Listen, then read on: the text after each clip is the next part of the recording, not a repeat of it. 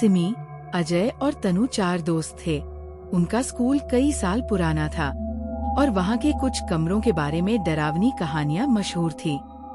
खासकर तीसरी मंजिल का वह बंद कमरा, जिसके बारे में कहा जाता था कि वहाँ एक लड़की की आत्मा भटकती है।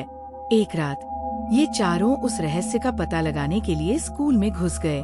रात के 12 बजे चारों दोस्त स्कूल के बाहर खड़े थे। स्कूल का बड़ा लोहे का गेट बंद था, लेकिन रवि ने धीरे धीरे उसे धक्का दिया। गेट चरमराते हुए खुला और चारों अंदर चले गए। अंधेरा घना था, केवल उनकी टॉर्च की रोशनी ही रास्ता दिखा रही थी। हर कदम के साथ उनके दिल की धड़कन तेज हो रही थी। स्कूल का लंबा और सुनसान कॉरिडोर किसी भूतिया फिल्म के सेट जैसा लग रहा था।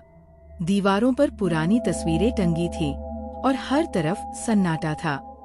सिमी धीरे धीरे आगे बढ़ी और दीवार को छूते ही ठंडी हवा का एक झोंका आया। तभी एक दरवाजा अचानक जोर से बंद हो गया। क्या ये हवा थी? तनु ने घबराते हुए पूछा। शायद, अजय ने कहा, लेकिन उसकी आवाज में भी डर था। तीसरी मंजिल का वो कमरा उनके सामने था। दरवाजे पर जंग लगा हुआ था। रवि ने हिम्मत करके दरवाजा खोला। अंदर का दृश्य डरावना था। धूल से ढके डेस्क और कुर्सियां इधर-उधर बिखरी थीं और ब्लैक बोर्ड पर धुंधले अक्षरों में लिखा था, मुझे बचाओ। तनु ने डरते डरते ब्लैक बोर्ड की तरफ हाथ बढ़ाया। अचानक खिड़की जोर जोर से हिलने लगी, मानो कोई बाहर से उसे पीट रहा हो। चारों ने एक दूसरे को देखा और समझ गए, वे अकेले नहीं थे। अचानक सिमी ने एक चीख मारी। उसने उंगली से कोने की तरफ इशारा किया। वहाँ एक टूटी कुर्सी पर एक छोटी लड़की बैठी थी।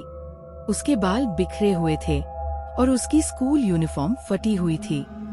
पहले तो वो सिर झुकाए बैठी रही, लेकिन फिर उसने धीरे धीरे अपना चेहरा ऊपर उठाया। उसकी आंखें पूरी काली थी, गालों पर गहरे कटे निशान थे। उसने हल्की भयानक हंसी हंसते हुए कहा, तुम यहाँ क्यों आए हो? चारों की सांसें अटक गईं। उनके पैर सुन्न हो गए। चारों चीखते हुए दरवाजे की तरफ भागे। वे स्कूल के गेट तक पहुँचे, लेकिन गेट बंद हो चुका था।